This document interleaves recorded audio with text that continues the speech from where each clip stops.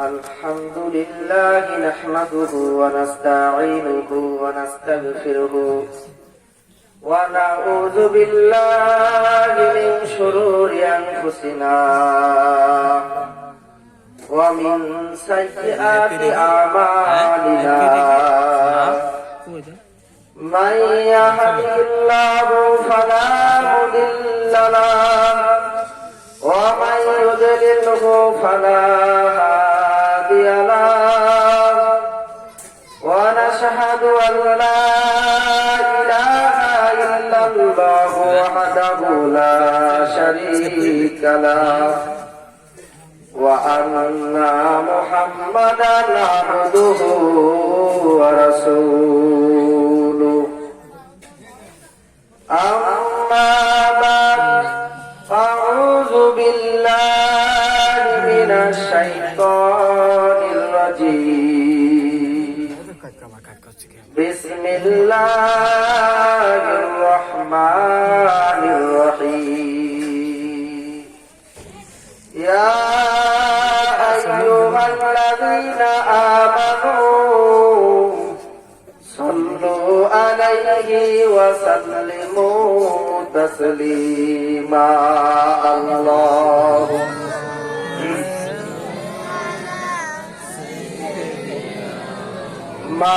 مولانا محمد وعلى آل سيدنا شفيعنا محمد اللهم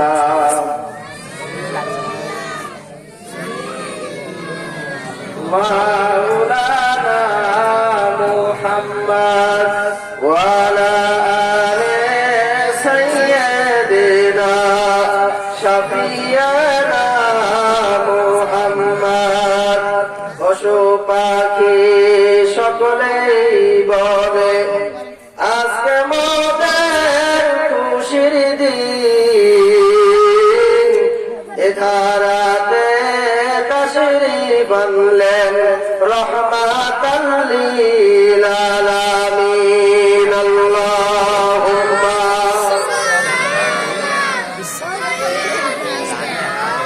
মাওলানা মুহাম্মদ ওয়া আলা আলি সাইয়্যিদিনা শাফিয়ানা মুহাম্মদ ইহবানে বন্দ মুহাম্মদ ইহবানে জাদুকার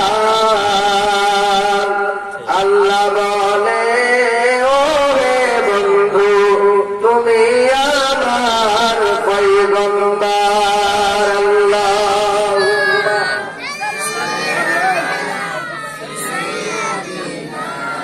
মাওলানা মুহাম্মদ ওয়া আলা আলি সাইয়্যিদিনা ওয়া হাবিবিনা মুহাম্মদ আলহামদুলিল্লাহ যে মহান রব্বুল আলামিন আপনাকে আমাকে জান্নাতের বাগানে জান্নাতি মানুষদের সাথে এক মজলিসে এসে সুস্থ শরীরে সুন্দর মন নিয়ে আল্লাহ পাকের কিছু কথা এবং রাসূলুল্লাহ সাল্লাল্লাহু আলাইহি ওয়াসাল্লামের হাদিস শরীফ থেকে তার সত্যবাদী কিছু শোনার মতো তৌফিক দান করেছেন। এজন্য সকলের শুকরিয়া আদায় করে বলে আলহামদুলিল্লাহ।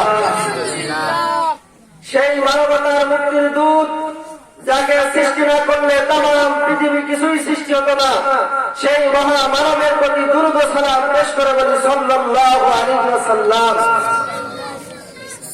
যাকে না বানালে এই পৃথিবীর কিছুই হতো না।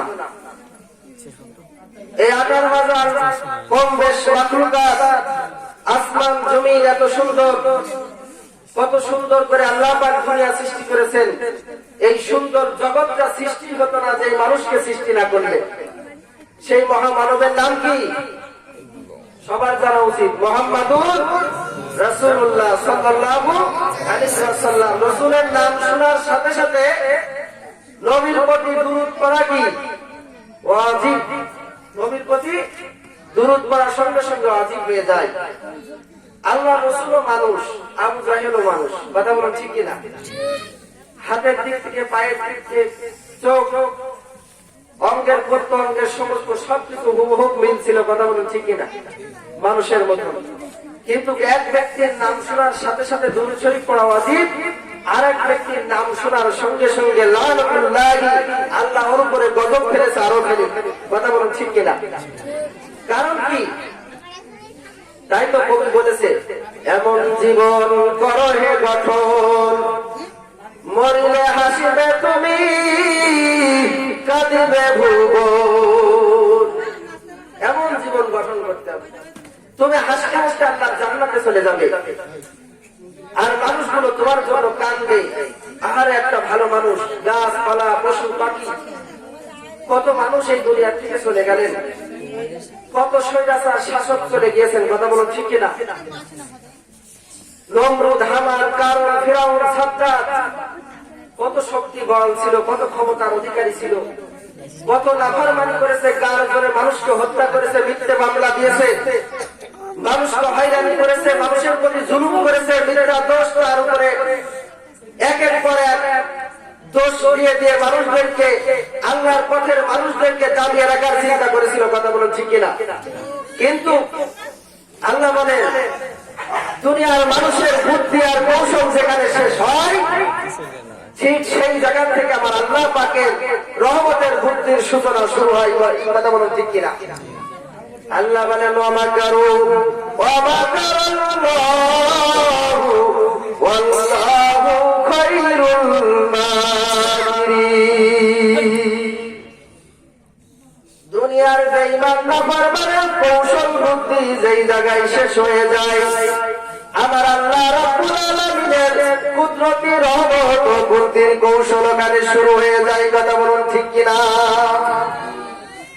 এই দুনিয়ার মানুষ যেই মানুষের নাম নিশানা মুছে দিতে চেয়েছিল, যে ইসলামকে ধ্বংস করার জন্য, সেই আদম আলাইহিস সালাম থেকে এই পর্যন্ত যুগে যুগে লক্ষ লক্ষ পয়গম্বর পাঠাইছেন আল্লাহ জমিনের মধ্যে, 2,24,000 মতন করে আরো আছে রাসূল পাঠাইছেন, নবী পাঠাইছেন, কিতাব পাঠাইছেন মানুষের ভালো করার জন্য।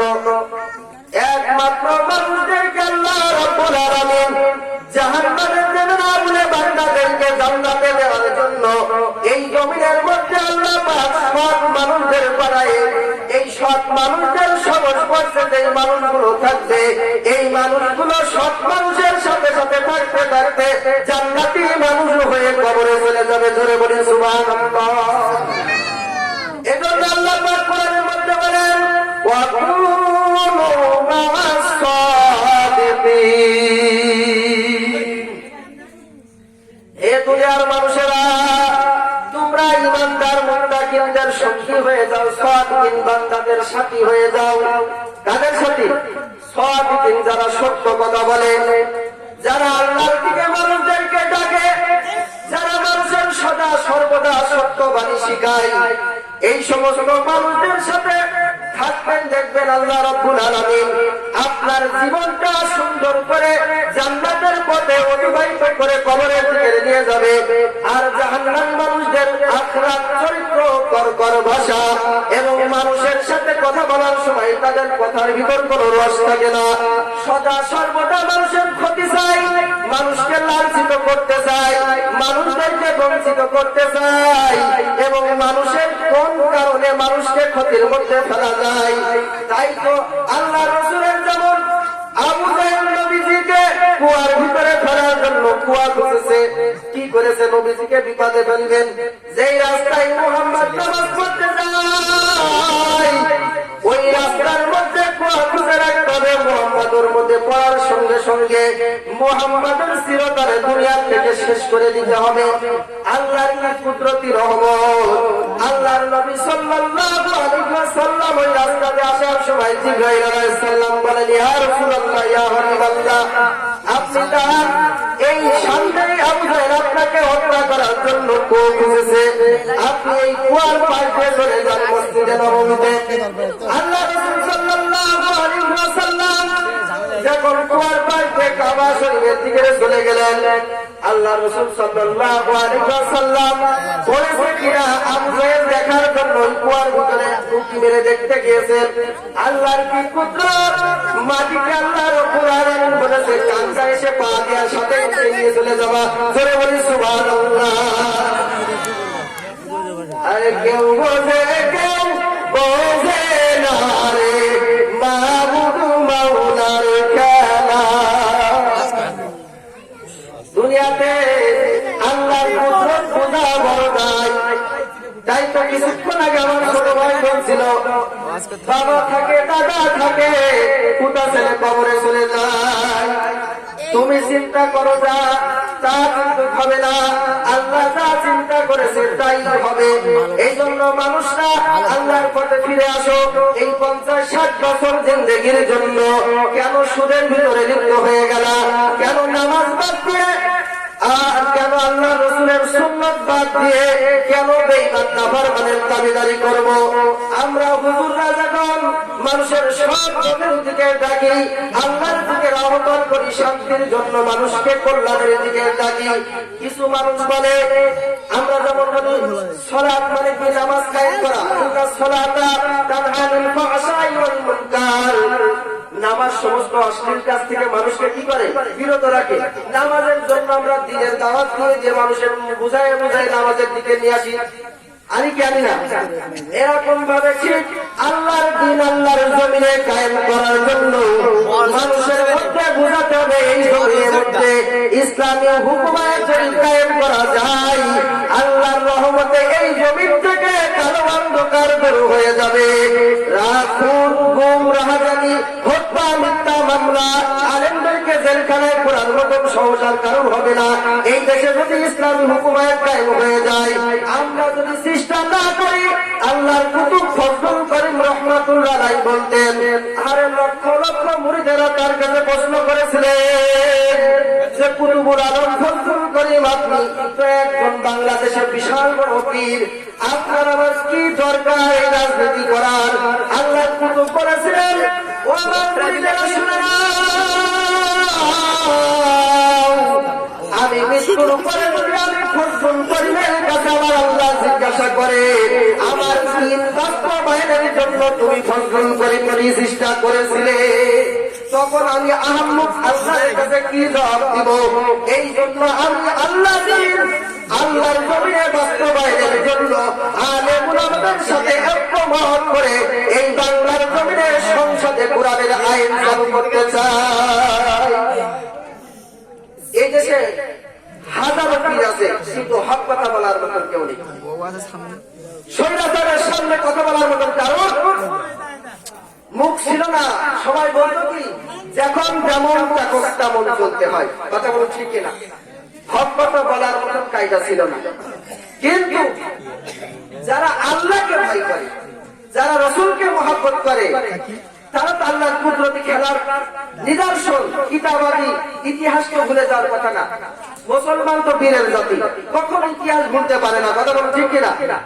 নমরুদ, হামান, কারুন, ফিরাউনকে আল্লাহ যে রাস্তায় যেভাবে ধ্বংস করেছেন, তৎকালীন আমরা যারা এখন আছি, আমরা যারা ইসলামের সাথে কাজকারি করবো, বেঈমানি করবো, আল্লাহ ঠিক নমরুদ, হামান, ফিরাউন, কারুনের মতো ধ্বংস করে দেবে। কথা বলো ঠিক কিনা? সে আমি মৌলবী হই না কেন, আরে উনি স্বাভাবিক মানুষ হই না কেন, যেই হোক না কেন, ইসলামের কিছু করতে পারবো না। তাম দুনিয়ার মানুষ যদি একত্রিত হয়ে আল্লাহকে না ডাকে, আল্লাহর কোন ক্ষতি আছে কিনা? যদি তাম দুনিয়ার মানুষ একত্রিত হয়ে আল্লাহ আল্লাহ সদা সর্বদা হুকুম মানে, আমার আল্লাহ একদম করে উঠে যাবে কিনা? আল্লাহর জায়গায় আল্লাহ একই রকম থাকবে। তুমি আমি ইবাদত করার মাধ্যমে শাস্তি থেকে মুক্তি লাভ করে আল্লাহর জান্নাতে যেতে পারবো। কথা বলুন ঠিক কিনা? আর তুমি যদি আল্লাহর হুকুম না মানো, এই সান্নার ভিতরে উজু করে যদি নামাজ না পড়ো, যদি আল্লাহর হুকুম না মানো, তোমার জন্য জাহান্নাম অবধারিত। কথা বলুন ঠিক কিনা? আর যদি তুমি আল্লাহর হুকুম পালন করে নামাজ পড়ো, আল্লাহর রাসূলের সুন্নাত সুন্নাত মোতাবেক নিজের জীবনকে সাজাও। ঘর থেকে সংসার পর্যন্ত যদি তোমার চিন্তা চেতনা থাকে যে আমি শুধু নিজে ইসলাম মানবো তা না, সংসার পর্যন্ত ইসলাম পালন করার জন্য মানুষকে বোঝাতে হবে, এই দিনের কাজ করতে হবে। মানুষ পিছনে লাগবে, মানুষ আমাদের পিছনে বারবার করে আমাদেরকে ধোঁকায় ফেলে লাঞ্ছিত করে বঞ্চিত করে মসজিদ থেকে তাড়ানোর চিন্তাও করবে। কথা বলো ঠিক কিনা? কিন্তু আমরা এমন আল্লাহর কাছে এমন আল্লাহকে বিশ্বাস করেছি অন্তরের ভিতরে, তাম দুনিয়ার মানুষও যদি খারাপ বলে, ওই তৎকালীন জামানায় কাফেররা নবীকে বলতে পাগল বলতো। কথা বলো ঠিক কিনা? ভণ্ড বলতো সেই নবীর কোনো গুনাহ নাই, আগে পিছে তার কোনো গুনাহ নাই, আল্লাহ সব গুনাহ মাফ করে দিয়েছেন। যেই নবীর কোনো মশা মাছি তার শরীরে বসা হারাম। কথা বলো ঠিক কিনা? এই রহমতের নবী তাকেও এই দুনিয়ার মানুষ ছাড়ে নাই। আর তুমি তো আমি তো অনেক গুনাহগার মানুষ। কথা বলো ঠিক কিনা? আপনার আমার গুনার কোনো সীমা নাই। এই জন্য তো আমরা সবাই একত্রিত হয়েছি আল্লাহর কাছে মাফ চাওয়ার জন্য। কথা বলো ঠিক কিনা? এখন তো ওয়াজের ময়দান হয়েছে ব্যবসা, যার কণ্ঠ ভালো, যার সুর ভালো, যে দু একটা গান গাতি করে ওই বক্তা ভাইরাল হয়ে যায়। কুরআন হাদিসের আমল নামা পুরা আমল কিছু শিখাতে আসে না, পকেট ভারী করে নিয়ে চলে যায়। কথা বলুন ঠিক কিনা? আবার যদি টাকা কম পড়ে যায় মঞ্চে দাঁড়ায় তা নিয়ে আবার টকশো শুরু হয়ে যায়। কথা বলুন ঠিক কিনা? আল্লাহর কসম করে বলছে আমি এখানে বসে, যারা আল্লাহ এবং আল্লাহ রসুলের সন্তুষ্টির উদ্দেশ্যে শুধুমাত্র ইবাদত বন্দেগী করবে না, এর সমস্ত ইবাদত বন্দেগী সব বাতিল হয়ে যাবে। কথা বলো ঠিক কিনা? নামাজ, রোজা, হজ, যাকাত যা কিছু করিস না কেন, যেই বান্দা মানুষ দেখানোর জন্য নিজের দুনিয়ার মহব্বতে পড়ে এই দুনিয়ার জন্য কিছু করবে, তার কোন ইবাদত বন্দেগী আল্লাহর কাছে গ্রহণযোগ্য হবে না। কেন হবে না? আমি যদি এখানে আসি আজকে এই মানুষগুলোর মধ্যে আল্লাহ দ্বীন প্রচারের উদ্দেশ্য, তাহলে আমার টাকা চিন্তা করলে হবে না? হবে? অথচ আমরা বলছি ৮০,০০০, ৯০,০০০, ১,০০,০০০ টাকা না হলে আমি দ্বীন প্রচার করতে যাব না। হাসরের ময়দানের জন্য প্রস্তুত থাকি আমরা। শুধু আমরা অন্য অন্য মানুষদের বলছি না, শুধু আমাদের মতো আলেমরাই দুনিয়ার মহব্বত সমস্ত গুনাহের মূল। এই জন্য দুনিয়ার মহব্বতে পড়া যাবে না, টাকার মহে পড়া যাবে না, অর্থ সম্পত্তি নারী সব কিছু মানুষের ক্ষতির জন্য। আর একমাত্র আল্লাহ এবং আল্লাহ রসুলের দিনের জন্য যারা ছুটবে, এরা দুনিয়ায় কল্যাণ পাবে, আখিরাতেও মুক্তি পেয়ে যাবে। কথা বলুন ঠিক কিনা? এই জন্য মুক্তির জন্য সদা সর্বদা আউলিয়াদের সঙ্গে থাকতে হবে, আল্লাহ ওয়ালাদের সঙ্গে থাকতে হবে, যারা আল্লাহর বন্ধু তাদের সাথে নিসবত লাগাতে হবে। কথা বলুন ঠিক কিনা? যেখানে সেখানে যে আমরা যেভাবে যার কাছে ওয়াজ আছে কিন্তু হিদায়াত নাই। কথা বলুন ঠিক কিনা? হিদায়াত আছে মজা, ওয়াজ মাহফিল শুনতে যায়, গাড়িতে গাড়ি মহিলারা যাচ্ছে, আহারে মা বোনেরা স্বামীর খেদমত করেন, অনেকেই আমাদের কাছে এসে রিপোর্ট করে, অনেকে এসে পর্যায়ে চলছে এত ওয়াজ শুরু করলে কি সারা জীবন জানি ওয়াজ করে এতটুকু যথেষ্ট। যে মানুষের জন্য যতটুকু ইবাদত করা ফরজ, ততটুকু এলেম অর্জন করা ফরজ। কথা বলুন ঠিক কিনা? এই এলেমটুকু অর্জন করে ইবাদত করো আর আল্লাহর দ্বীন প্রতিষ্ঠা করার জন্য প্রচেষ্টা করো। কথা বলুন ঠিক কিনা? এই পথ অনুযায়ী চলতে থাকো, আল্লাহ তোমার জান্নাতের ব্যবস্থা করে দেবে। মৃত্যু তো অবধারিত, যে কোনো মুহূর্তে মানুষ মরতে পারে, তাই না? কুল্লু নাফসিন যায়কাতুল মাউত, আল্লাহ পাক প্রত্যেক প্রাণীকে মৃত্যুর স্বাদ গ্রহণ করাবেই করাবে। আমি যতই অট্টালিকার মধ্যে শুয়ে থাকি না কেন, এসি ঘরের মধ্যে, টাইসালা বাড়ির মধ্যে, আজরাইল এসে কেমন সালাম দিয়ে বাড়ি চলে যাবে নাকি? যে এত সুন্দর একটা বালাখানা বানাইছে, আর আজকে জানটা কবুজ করার দরকার, আরো 10 বছর পরে নেবে হবে। তাহলে যখন বলবে না তখন আসুন, আর সময় নেই। কার কাছে কেউ জানি না, জানি কেউ জানি না। জানা কাল জানা খবরের ঠিকানা, ওই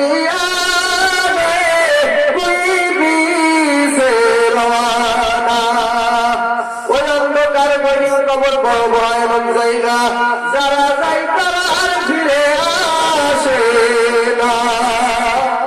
এই দুনিয়ায় আমার রাসূল সাল্লাল্লাহু আলাইহি সাল্লাম থাকতে পারেন নাই, আল্লামা আজিজুল হক রাহমাতুল্লাহ আলাইহি থাকতে পারেন নাই, পীর সাহেব চরমনাই ফজলুল করিম থাকতে পারেন নাই, আল্লাহর কোরআনের পাখি দেওয়ার হোসেন সাইদি সাহেব থাকতে পারেন নাই, ভালো ভালো মানুষরা যেই জমিনে থাকতে পারেন নাই, এই জমিনে কোনো মানুষ আর থাকতে পারবে না। ওই চিন্তা বাদ দিয়ে আল্লাহর দিকে ফিরে আসো। আর কবরের চিন্তা করো, 3.5 অন্ধকার গহীন কবর বড় ভয়ানক জায়গা। ওই অন্ধকার কবর একে একের ঘর। দুনিয়াতে বিপদে পড়লে কত বন্ধু বান্ধব পাওয়া যায়, আপনার মা ভাই বোন সবাই আগে এসে বিপদের কথা শুনলে, কিন্তু ওই কবরের মধ্যে যাওয়ার পরে আর কোনো বন্ধু বান্ধব নাই, আর কোনো আপনজন নাই, সাথী নাই রে, বাতি নাই রে ওই কবরে। ওই অন্ধকার গহীন কবরে কেউ নাই, কেউ নাই, একমাত্র আল্লাহ আছে। আল্লাহ ছাড়া তোমার কবরে শান্তি দেওয়ার মতন আর কেউ থাকবে না। তো আল্লাহকে ভুলে কেন দুনিয়ায় চলি আমরা? আল্লাহকে নিয়ে কবরে যেতে হবে। রাসূলের সুন্নতকে কলিজার ভিতরে, 3.5 হাত বডির ভিতরে সেট করতে হবে। নবীর সুন্নত যারা আমল করে কবরে যাবে, আমার নবী বলবে ওইটাই আমার খাঁটি উম্মত। যারা নবীর 63 বছর জিন্দেগিতে অনুসরণ করবে, যারা নবীর ছোট্ট কাল থেকে বৃদ্ধ কাল পর্যন্ত তার জিন্দেগি অনুসরণ করে চলবে, আল্লাহর নবী তাদের জন্য সুপারিশ করবেন। আর যারা আল্লাহর নবীর কলিজায় আঘাত দিবে, দাড়ি কাটবে, সুন্নত মানবে না, রাসূলের সুন্নতের কোনো ধাপ ছাড়বে না, আল্লাহ রাসূল হাউজে কাউসারের ঘোড়ায় দাঁড়িয়ে থাকবেন আর বলবেন সোকান সোকান সোকান, দূর হয়ে যা, দূর হয়ে যা, তোর মতন হতভাগা উম্মত আমার লাগবে না। কারণ তুই 50-60 বছর জিন্দেগির মধ্যে আমি নবীর সুন্নাত কোনদিন পালন করো নাই। তুমি ইহুদিদের খ্রিস্টানদের কালচার সারা জীবন পালন করে গিয়েছো, কারণ তুমি নবীর সুন্নাতের পোশাকগুলোকে তুমি মহব্বত করো নাই, নবীকে মহব্বত করো নাই। তোমার মতন দায়ুসকে আল্লাহ নবী সুপারিশ করবেন না। আল্লাহর পথে চলতে হবে, আল্লাহর পথে চলে মরতে হবে। যারা মরতে পারবে তারা শহীদ মৃত্যু নিয়ে কবরে যাবে। যেমন বেলাল রাদিয়াল্লাহু তাআলা আনহু নবীর এমন জলিলুল কদর সাহাবী ছিলেন, এত আল্লাহর নবীর পাগল ছিলেন, আশিকে রাসূল ছিলেন। এই বেলাল রাদিয়াল্লাহু তাআলা আনহু নবীর তরিকায় আল্লাহর সাথে লাইন লাগাইছে। কার সাথে? আমরা লাইন লাগাই আমেরিকার সাথে, ভারতের সাথে, চীনের সাথে। কথা বলুন ঠিক কিনা? আর যারা বুদ্ধিমান মানুষ তারা লাইন লাগায় আল্লাহর সাথে। কথা বলুন ঠিক কিনা? হাজারো বিপদের মধ্যে আল্লাহ পাকের একটা আয়াতই যথেষ্ট, ইন্নাল্লাহা মা'আস সাবিরিন। আল্লাহর বান্দাদের জন্য এই আয়াতটাই যথেষ্ট, যারা আল্লাহকে বিশ্বাস করে। হাজারো বিপদের মধ্যে একমাত্র আমাদেরকে বিপদ থেকে মুক্তি করতে পারে আল্লাহ। যে আল্লাহ রিজিক দিয়েছেন, যে আল্লাহ হায়াত দিয়েছেন, যে আল্লাহ মউত দিয়েছেন, দুনিয়ার মানুষ চাইলেই সুস্থ থাকতে পারে না। পারে কিনা? কখনো পারে না। দুনিয়ার মানুষ চাইলেই একটা ইচ্ছা মতন বাড়ি বানাতে পারে না। পারে কিনা? টাকা না থাকলে কি দিয়ে বানাবে? কথা বলুন ঠিক কিনা? অনেক পরিশ্রমের পরে যে একটা বাড়ি করা যায়। কথা বলুন ঠিক কিনা? দুনিয়ার মানুষ চাইলেই এখনই আমেরিকায় চলে যেতে পারে না, আল্লাহ যতক্ষণ কবুল না করবেন। এই জন্য